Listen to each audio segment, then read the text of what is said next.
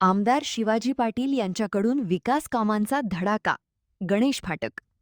आमदार शिवाजी पाटील यांनी चंदगड विधानसभा मतदारसंघामध्ये कोट्यावधीची विकास कामे, रस्ते, पर्यटनासाठी हेलिपॅड, बेळगाव वेंगुर्ला रस्ता, शक्तीपीठ महामार्ग, आयुष्यमान हॉस्पिटल यासारखी अनेक विकास कामे सुरू करून चंदगड विधानसभा मतदारसंघात विकासाचा धडाका लावला आहे, असे गणेश फाटक यांनी सांगितले.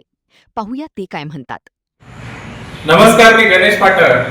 सध्या चंदगड विधानसभा मतदारसंघामध्ये माननीय आमदार शिवाजीराव पाटील साहेबांनी जी विकास कामाचा धडाका सुरू केलेला आहे तो खरोखर कौतुकास्पद आहे.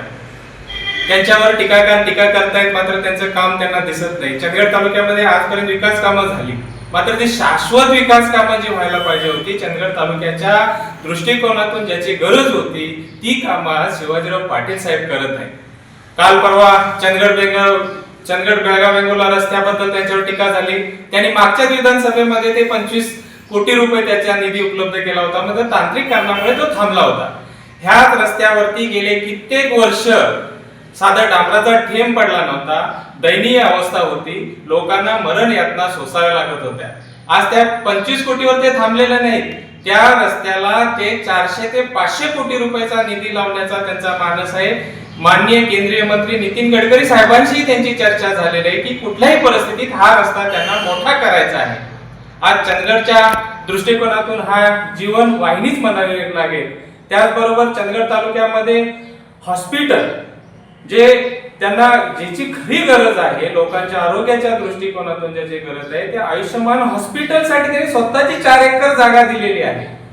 म्हणजे विकास कामामध्ये जे जे करायचं ते आज कमी करत नाहीये. त्याचबरोबर पर्यटनच्या दृष्टिकोनातून हेलिपॅड ही मंजूर करून आणलेला आहे. गावागावामध्ये हजारो कोटींच्या कामांचे प्रस्ताव आता तयार आहेत, निधी मंजूर आहे. या सगळ्या कामामधून चंदगडच्या तालुक्यामध्ये ज्या विकास कामामध्ये आज रोजगार निर्मिती होणार आहे आणि रोजगार निर्मिती झाल्यामुळे चंदगडच्या युवकांच्या हाताला काम मिळणार आहे. जे कामानिमित्त जे लोक बाहेर जात आहेत, आज चंदगड तालुक्यामध्येच रोजगार निर्मिती होत आहे. त्यामुळे युवकांच्या आशा वाढलेल्या आहेत आणि शाश्वत विकास म्हणजे भाऊ हे गणित आज तयार झालेलं आहे. आज त्यांच्या पाठीवरती माननीय देवेंद्र फडणवीस साहेबांचा हात आहे. एवढ्या मोठ्या नेत्याचा हात असल्यामुळे चंदगडचा विकास आता कोणी थांबवू शकत नाही. आज सर्वसामान्य घरातलं एक मुलगं राजकारणात येतं काय आणि महाराष्ट्राच्या राजकारणामध्ये त्याचं नाव होतं काय. आज परवा आपल्या काही दिवसापूर्वी शक्तीपीठ महामार्गाबद्दल जो विरोध चालला होता, त्यावेळेला माननीय शिवाजीराव भाऊ पाटील यांनी हा रस्ता आपल्या चंदगड तालुक्यातून जावा ही भूमिका मांडली आणि भूमिका मांडून त्याला समर्थन दिलं. लोकांना वाटत होतं हे काय चाललंय, हे होणार नाही, हे शक्य नाही. मात्र भाऊ आहे तिथे काही अशक्य नाही. देवेंद्र फडणवीस साहेब आहे तिथे काही अशक्य नाही. आज हा महामार्ग चंदगड तालुक्यातून जातोय. हे चंदगड तालुक्याचं भाग्य समजावं, कारण चंदगड तालुक्याचा खरा विकास व्हायचा असेल तर ह्या रस्त्याची गरज आहे आणि हे भाऊनी हेरलं आणि ते आज करून दाखवतायत. मात्र टीकाकारांच्याकडे टीका करण्यापलीकडे दुसरं काही नाही. त्यांच्यावरती टीका केली जाते, मात्र आता त्या टीकेला काही अर्थ नाही. कारण चंदगडच्या या राजकारणामध्ये त्यांची जे पहिला जो पराभव झाला त्याचा फरक आणि आता जे निवडून आल्यानंतर त्यांचं जे मताधिक्य, त्याच्यामध्ये चंदगडच्या जनतेने त्यांना मनापासून स्वीकारलं असल्यामुळे विरोधकांच्याकडे आता काही राहिलेलं नाही.